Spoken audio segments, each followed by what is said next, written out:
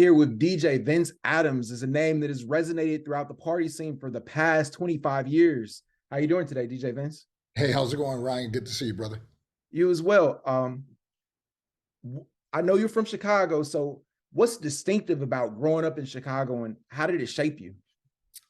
That's a real good question. One of the things about Chicago is that it is the Midwest. So when you think about the fact that there's sound that comes out of the South, there's sound that comes out of the East, there's sound that comes out of you know all areas. It's kind of like you got to go through Chicago. It's really a melting pot of people that were born and raised in the South that started to make music. You've got the Dayton funk out of the Ohio scene. You've got people all the way from Donny Hathaway to Shaka Khan or Earth, Wind and Fire here out of Chicago. So it's a real bluesy, R&B-ish, super soulish, rockish. When you look at different groups like Chicago and a lot of big names, who got their start in Chicago. It really is a very musically rich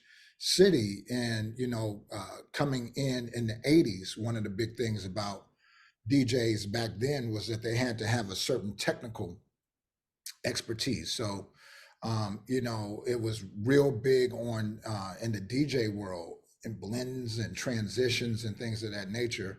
And let's just say that all the different regions didn't make that a priority. Whereas a DJ in Chicago, if you could not DJ properly, you might be physically removed from the party for ruining the party. So everything from the essence of music in Chicago to also DJ styles. It's a one of a kind place to kind of get your chops and learn the craft. And I was reading your bio, and I guess you started like learning to spin because your mom had bought you a Commodore turntable as a teenager. No, actually, that was a Commodore computer. Okay. So she did give me all of my gifts as it related to Christmas, birthdays, things of that nature, were things, I call them buttons and lights. They were things that made sound. You had to. So my background academically, I have a master's in computer science. So I've always had kind of a computer based, nerd on that level kind of mind. But another thing used to be tape recorders and instruments, even though I never learned how to formally play an instrument. And for eighth grade, I requested, getting DJ equipment for my eighth grade graduation gift. And, mom made it happen. So, that was my first formal DJ equipment. But, everything from tape decks to boom boxes to, little transistor radios, if I'm not losing some people back from the '70s where you only had one ear plug. They didn't even call it an earbud back then. It was just a one ear plug that went in and you got AM, FM radio. Those were things that were really dear presents to me because I was always excited when it came down to things about music. How have your personal musical taste, evolved over that time, from starting with like, the Commodore computer and the DJ equipment your mom gave you? I would say that my personal taste has always been very broad.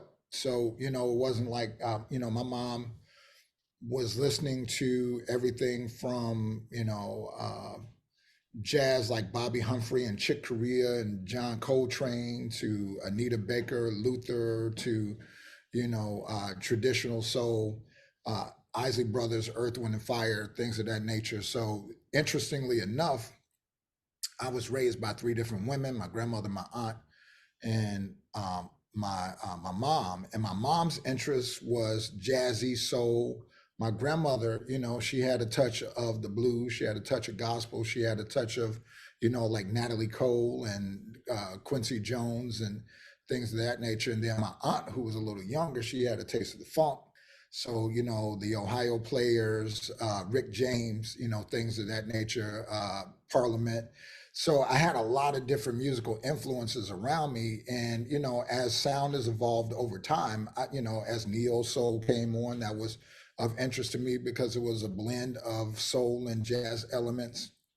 As acid jazz came out in the 90s, that was of interest to me because it was a blend of, kind of, electronica and jazz. So I've always had, a wide, um, taste. And even back in the 80s, it was very, that MTV generation, it was very common for folks in the inner city to know, very popular white music.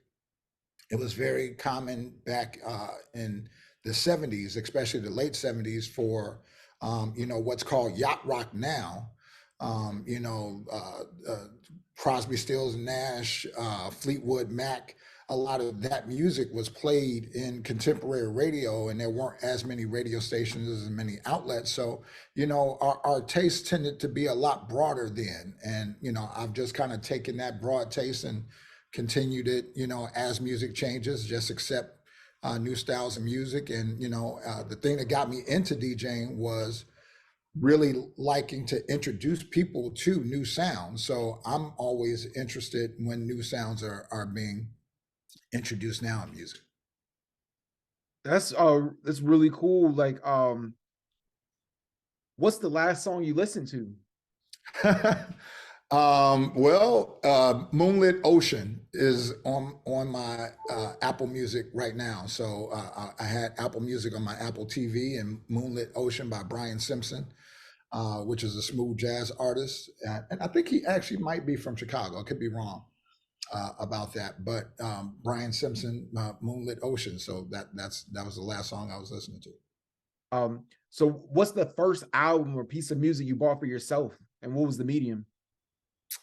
Definitely record. Definitely record. I want to say the first record I can remember owning or having that was my own gift was Love Machine by the Miracles. So this was after Smokey Robinson went solo. There was Smokey Robinson and the Miracles. Well, the Miracles had a song called Love Machine.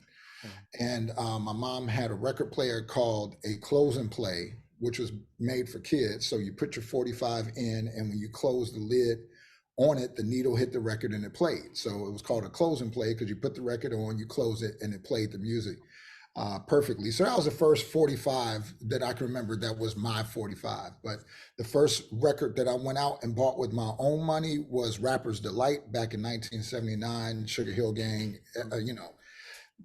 iconic record, so I don't have to explain it, but that was my first record that I purchased with my own money. Man, that's cool. You were saying earlier that you have a master's in computer science. I'm not surprised to hear that because you went to Whitney Young in my generation. That's considered the smart school. For people that don't know, it was the first school for, high achievers. And Michelle Obama, who was probably the most notable alumnus, said it changed the trajectory of her life. Do you share that same sentiment? Oh man, Whitney Young is, everything that I am now, academically. They have what's called early enrollment at Whitney Young. They call it the academic center. So people are allowed to start there in seventh grade. So Right. that's how I got started at Whitney Young, seventh grade, 1982. And so you got to think about 1982. The school was only 7 years old at that point. I think their first year was 1975. So it's still relatively new school. And as you were saying, Ryan, it was one of the first public schools that attracted talent from around the entire city of Chicago, where typically, people are familiar with the fact that if you go to a public school, it's typically your neighborhood school. This was called a magnet school, where people were bussed in from around the city or came in from around the city. So the significance for me was that, even though I lived in South Shore at that time, you've got people from, all different types of neighborhoods. You've got the punk rock kids over here with the spiky hair, and you've got the jocks over here. So, there's so many different personalities, many different cultures and races. But the one thing that all of these people have in common is they're pretty smart. So you got all of this, dynamic talent around you in a lot of different ways. So that really, being a kid from the South, east side of Chicago, really introduced me to different cultures, different people, and has allowed me to really integrate, as a Black man successfully into a lot of different places, and, accepted as a Black person, but at the same time, a guy who, can, walk amongst kings and the common man at the same time. Wow, yeah, that's incredible. And I guess like after high school, you went to FAMU. Right. Yeah, Florida A&M, which was a feeder school for, Whitney Young was a feeder school for Florida A&M. Did not have a desire to go to a HBCU when I was, a junior in high school. Thought I would be going to University of Michigan, UCLA, school of that nature. And a lot of the people who from the year prior, by the time I became a senior, the people that went away, after my junior year, it was their first year in college. And the way that they just talked about how incredible this HBCU experience was, those that went to Hampton, Howard, and other schools.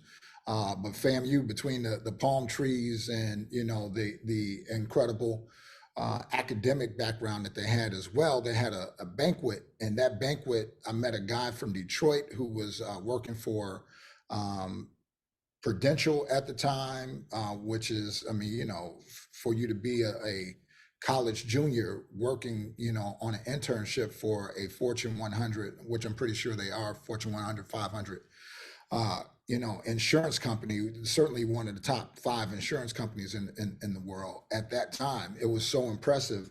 That just became the gateway. So, the cool thing about my DJ career is that my entire network from those 6 years, 7th through 12th grade, at Whitney Young, and then the 5 years because I as well interned for a year. Those 11 years of academic environment is pretty much the network that created my DJ career, because I didn't have to market myself, because you got all of these amazing people who've done amazing things who now you're connected with because of your time at school, that are like, hey, I'm running this company, or I'm running this event.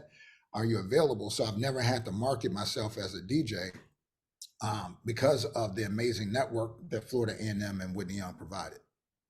Man, it's really cool. You speak about network.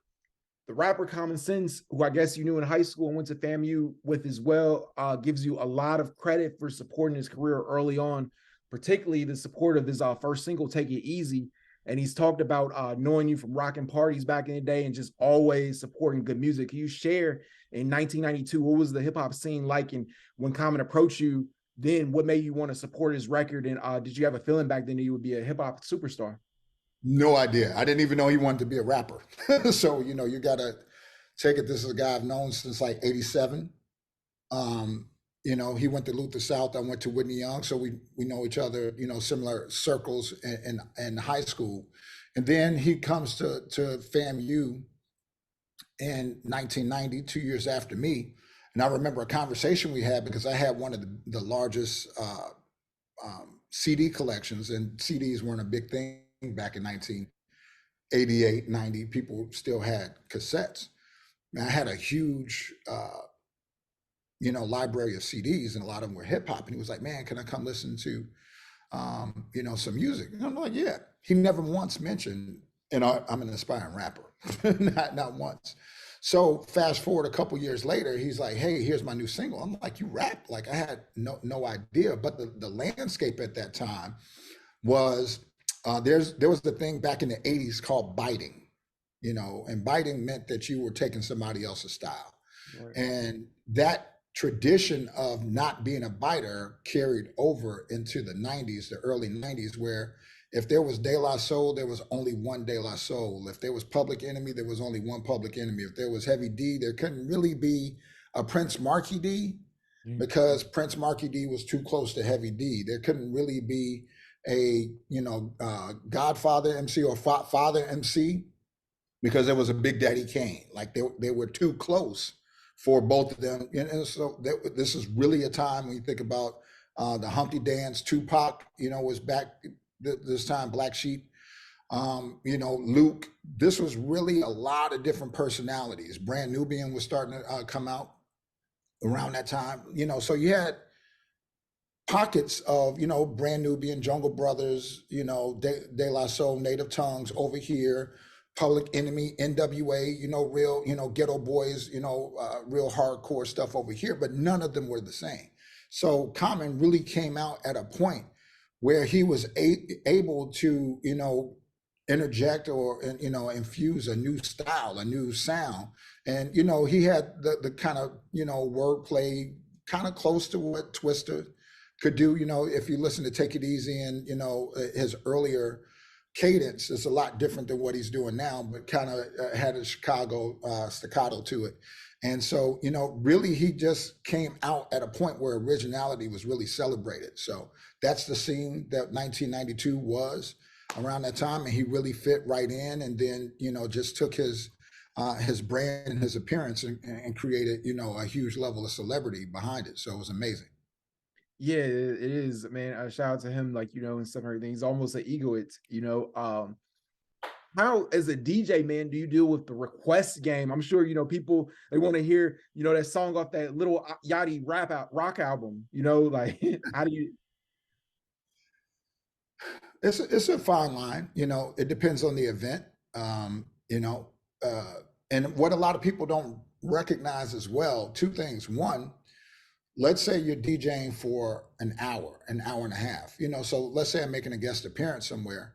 If you play the average song, 3 minutes a song, you know, let's just say you played it on average 3 minutes a song. That's only 20 songs. I mean, it's not like you've got like this huge window. And then the person who's making the request typically is asking for a song that they personally like that doesn't fit with what you're doing, you know, time, you know, tempo wise and things of that nature, but they just want to hear the song that they want to hear. So sometimes if it's a corporate event, something that has, you know, a little bit more space to work in, you know, 2 3 hours, it's a lot easier to fit that request in, especially if it's thematically in the flavor of what's going on. So, you know, I try to be more sensitive to it now in my senior, you know, you know, I think when I was younger, I was probably a little more hardcore about no requests, but, you know, I try to be more accommodating now. And it got really rough around the birth of the iPod,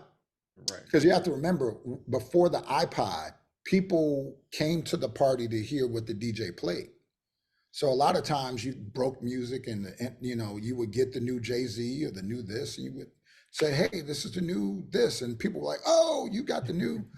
DJs were looked to be the provider of new music. But once people were able to create their own playlist with the iPod, and then now people have their phone and they just run up to you and show you their playlist on their phone, like play this. You know, they don't even say the name of the song, because I'm like, well, you listen to that when you were getting dressed, when you were in the car, like come here and hear something different. But you know, we are now in a gratification microwave society, so people are a little entitled, you know, on some ends. But you know, I try to accommodate when possible.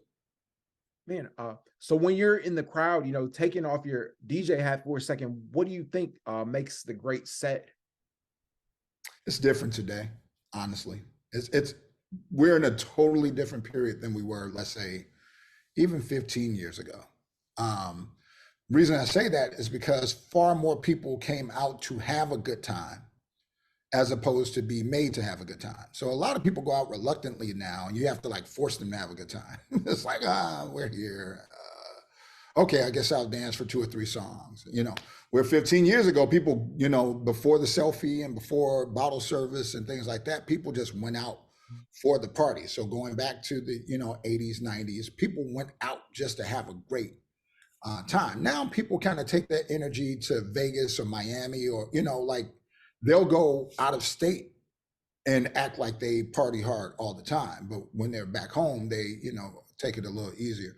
So, you know, here it's just keeping a vibe. You know, I'm just being very, very honest, you know, in this regard, because, you know, anyone listening, they would have to say, independent of the DJ, independent of my favorite songs, how long do I actually dance at a party? Right. Most people would say 20 to 45 minutes. Well, if the party is 3 hours, 4 hours, then you've got this cross section of people that are coming on the floor, going off the floor, whereas people used to dance 3 to 5 hours. Like I walked in the door and we didn't stop until we, so now it's just about keeping a certain vibe, a certain energy so that, as that coming on, rolling off the dance floor takes place, that you're keeping a great energy in the room. But it's a little different today than it was 15 years ago.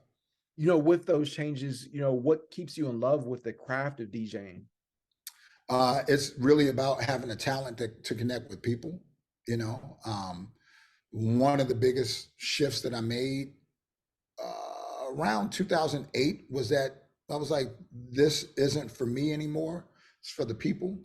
And so I think that that's one of the things that has kept me connected to audiences prior to that time and keeps me connected now because I don't necessarily DJ for myself. Like these aren't my favorite songs that I'm playing. This isn't the music that I listen to on my own time. I'm constantly looking in the mirror and match the energy and the crowd that I'm working with. So I think that that asset, that skill set of being a selfless DJ, making it about the people, that's what keeps me connected to it now. But just given the probably comfortably say the thousands of parties I've done across the different states and countries that I've done it, it's not really a new thrill, when you're in a new part. It's like I've been here, I've done this, but to create a new experience for someone else is fantastic. So, case in point, a gentleman who just turned 50 years old.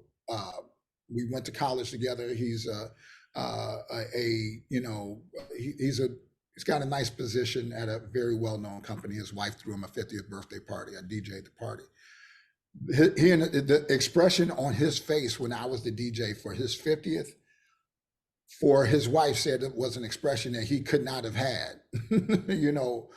So that for me was more worth it than anything that I personally got from the party. The feeling that I gave him to really, take him through the years of things that he used to hear in college and high school, and to take him on that musical journey and be the person that provided that memory for him and his family and his friends. That's what it's all about for me now. Man, that's so cool. What skills do you think DJs need to be successful at? Wow. Well, you have more people now that want to be DJs today than you ever had. Like, people like, you'll see somebody and they're 43 and they're like, yeah, I just got some DJ equipment. Like, wow. Like I had no idea. I started when I was 14, so I didn't know that, in people's 30s, 40s, but the barrier of entry has come down significantly now with DJ equipment being more readily available and music being more readily available. When I started DJing, if you didn't have records, you couldn't be a DJ. So it didn't matter how much you wanted to be a DJ if you didn't have, 80, 100 records to start with. I mean, that wasn't a collection. That was just to be able to facilitate a party. Then you couldn't be a DJ. Now with, downloads and streaming and all the different things that people have to create a music collection, you can be a DJ overnight. Technically, you can have all the instruments needed, all of the units needed to be a DJ. What those people need to understand is music structure.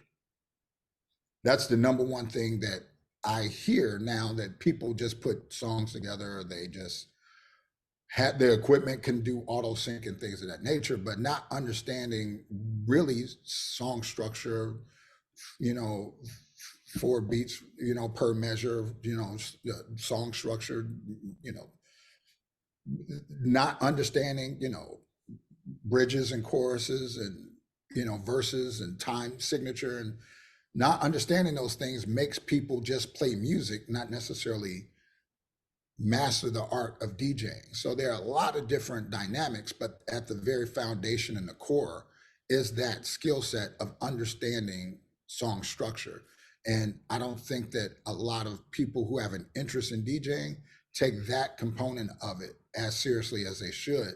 It's kind of like me being a hack photographer. Like, I certainly wouldn't compare myself to be a photographer, but one of the things I wanted to do in my hobby of photography is understand, ISO, understand aperture, understand shutter speed, not just like I got an iPhone, let me take some pictures. It's like there is lighting, positioning, composition of your picture. There are other things that go in other than I got a phone, let me take some pictures.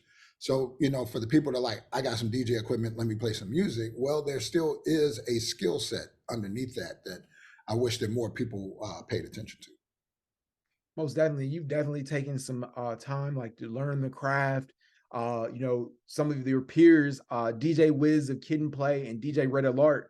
I was watching this video online. You guys are on the Tom Joyner cruise, and they're just giving you props about how great of a DJ you are. Who are some DJs that you've been inspired by? Man, Jazzy Jeff is my favorite. I think he is just amazing in so many different ways. So it's you know been a blessing to just watch him. The Hot Mix Five, which was a in Chicago a collection, and there were probably 9 Hot Mix 5, but the original plus one, and the plus one is Steve Silk Hurley. He was not an original Hot Mix 5, but those 6 guys, you know, that created this mix group in Chicago, which was probably the first mix group to play house mixes on weekend radio nonstop. So they may have had a 3 or 5 hour mix show, like 3 hours on Friday, 5 hours on Saturday. Mix show where each guy would take an hour, and it was absolutely amazing. Like I was glued to the radio in the early '80s, and so that was where I kind of got my DJ chops from, of you know how that actual structure, being able to recognize why they put certain songs in the way that they did. So the Hot Mix 5 and Jazzy Jeff, but of course, you know, going down the line, you know, all the legendary, you know, guys, it's been a blessing to you know, watch the growth of D Nice as we've worked together many times, and he's just taken it to an entirely different level. Watch the relevance of Kid Capri, who I've done a lot of different events with, and he's still as relevant today as he was 30 years ago. And so it's been great to be in certain circles, but the ones who kind of created my thirst for DJing, you know, and of course all of the Jam Master Jay, Grandmaster D from Houdini, Terminator X, like you know, I was glued in on the DJs, always in those groups that had a designated DJ. So I was always looking for what the DJ was doing. Two movies that firmly affected me wanting to be a DJ was Kenny, who was the DJ in Beat Street, even though he had to learn how to DJ for the movie, he wasn't an actual DJ. Like just, you know, those DJ scenes were just like, you know, blazing in my mind as like, that's incredible. And then Chris the Glove Taylor in Breakin', who was an actual West Coast DJ, who did all of the cuts and Reckless and different things back in. So I've always had my eye on the DJ. While people were watching the rappers, I was watching the DJ. When people were watching the breakers, I was watching the DJs. So Hot Mix 5, plus Steve Hurley and Jazzy Jeff, but definitely all the DJs. If there was a video going on or some movie with a DJ in there, my eyes were locked in on the DJ. Man, that's really cool.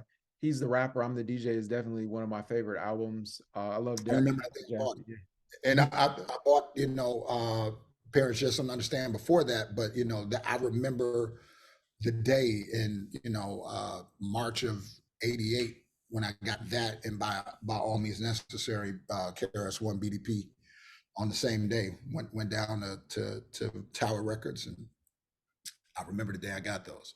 Man, it's really cool. Who are your top 5 favorite rappers? Biggie, I mean, it's my favorite. Okay.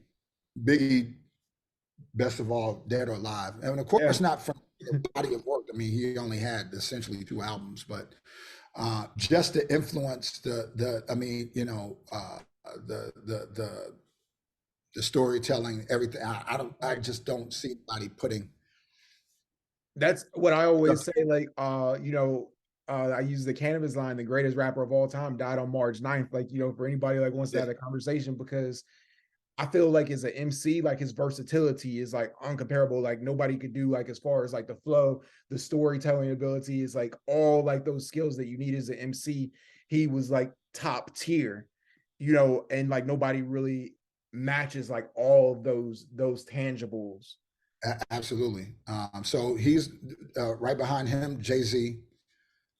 Pretty much love anything Jay-Z. Like Jay-Z's worst throwaway songs are better than some people's best. Like it was, 100%. Yeah. it's amazing. And then, you know, I, I, I'm a huge fan of lyricists like, you know, Grand Puba, Master Ace. I wouldn't put them in the top, you know, Yeah. but they deserve to be named right along with the Rakims and the Big Daddy Kanes, you know. So for me, it's like number one and two, and then everybody else. I'm like a huge rap fan. Like I love Yeah. hip hop, you know. So it's like a real tight cluster in, you know, 3 through 40, like, you know, LL for certain reasons, you Right. know, Run for certain reasons, DMC for other reasons, Eminem for other reasons, you know, like Royce the 5'9" for other, like my interest just goes so many different places. It's like Biggie, Jay-Z, and everybody else.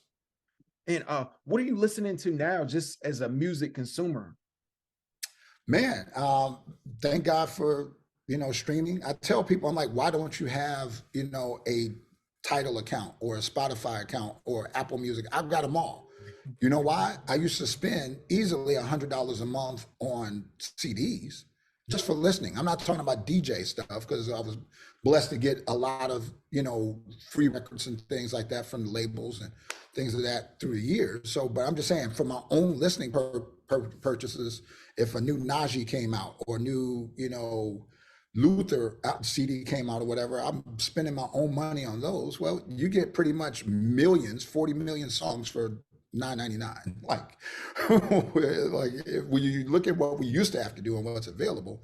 So it's really cool to listen to some of the essentials. And what I mean by essentials is they have essentials on Apple Music where if you like a certain artist, let's say it's Roberta Flack, let's say it's, you know, I was listening to Brian Simpson essentials, they'll give you like their greatest hits of all of those. But then you have on Spotify where they may give you, you can look for playlists from, you know, that people have created with like 400 songs of a certain theme or a certain genre or a certain time or certain artists and other similar artists. So I find myself really like there's a buddy of mine, you know, her name is Nyan. At the end of every year, I tell her, send me your top 100 list from Spotify because I know she's going to have artists on there, you know, that I've never heard before that now become artists that I listen to over the years. That's been Alex Isley. That's been Lucky Day. She's introduced me to Moonchild. You know, so there's all of these different, you know, very cool artists that I get introduced to. So it's great to have these, you know, streaming platforms where, you know, pretty much we get to share music and get introduced to things. I was listening to the Kaytranada essentials where my wife was in the car. She was like, I like it. Like, I've heard the, I was like, yeah, they're all from the same producer. Guy's pretty cool, Kaytranada. So, you know, I love that aspect of music. Just like I said, being introduced to new things. So I find myself listening to playlists of things that I don't know what's on playlists because, you know, I've got a lot of favorites, but it's always good to expand the palette. Man, as a DJ, you've gotten some amazing opportunities. I know one of the highlights, though, has to be DJing President Obama's 51st birthday. What was that experience like? I think that was his 59th, 61st, 60. You know, he was definitely older than 51. I'm Okay. pretty sure of that. Could be wrong. I don't know. Maybe, geez, time flies. So this was 2012. 2012. Yeah. So however old he is now, subtract 10 from that. If you're watching this in 2022, it's almost a new year.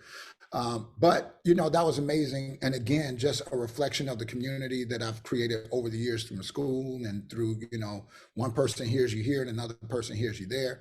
I became the go-to person for the Obama 2012 re-election events that took place in Chicago. So it was great going all the way back to 2011 because that's when, you know, campaign start up the year before the election. So between 2011, 2012, anything related to Obama in Chicago, I was the go-to person. So that was definitely a pinnacle of, you know, you can say you DJ for a lot of people, but a lot of people can't say they DJ for president. So that certainly is huge. Man, yeah, that's really cool. Like, do you have to do like a secret service? Like, was Yes, it? you have to be vetted. Like they Yeah, called me and was like, "Hey, these 4 pictures, we need you to remove those off of your Facebook." And like it, like literally, it was like You know, and the funny thing is, I can tell you about the pictures. I was at a party in Miami, and so I DJed at an event in Miami, and they had naked girls on the wall. So it wasn't naked people in the room. It was like On the pictures. wall. We were at a mansion in Star Island, so that was just how they decorated the. They were like those pictures. They have the naked people on the wall. Those need to come out of your Facebook account. So yes, I was vetted. That's really cool. What's one piece of advice that you would give to someone, you know, wants to start a career as a DJ today? Be a student. You know, be like it's really easy to get into it because the technology creates a low barrier of entry. But you know, just as you're, you know, an interviewer and a podcaster, you know, I'm sure that you're studying other people to say this. I like this aspect of what they're doing, and I like this line of questioning here, as opposed to like, hey, I know some people, and I'll call them up and just throw some questions their way. You know, so it's really important to be a student of the game. So that's how I started, as a fan and a perpetual student, and I still consider myself a student. I'm still a bigger fan of other people than I am like, hey, do you know who I am? Like, you know, a lot of people don't know me, but that doesn't interest me as much as like, wow, like this guy is great, and you know, meeting you know, great DJs today. So that's it. Just, you know, continue to be a student and start with the basics. You know, really understand song structure, music structure, and everything else grows from there. And tempo, tempo. Not everything goes together. Man, 2023 is almost upon us. I watch your YouTube, man. You have a lot of great videos like about positive mindset, you know, your fitness journey. What's next for DJ Vince Adams? Man, 2023 is going to be a banner year. And the way that it's going to be a banner year is actually claiming it and being far more tied to having fun and letting it develop however it will develop, as opposed to, and here's my game plan, and I do this next, and I do that next. And, you know, I've learned through the years that I've accomplished a lot of cool things, but some of the biggest things that I've accomplished, like, you know, DJing for Obama or DJing in Dubai and different things that I've done, didn't come because I actually applied for it. It just was brought to me. So I'm just going to stay in a great, you know, positive, energetic space and allow a lot of great things, you know, to come to me. And the stories from next year should be some of the biggest ever. Man, DJ Vince, thank you so much for taking the time. I really appreciate you. You got it, Ryan. Thanks so much, and continued success to you and the platform. Definitely, you as well. Thanks so much.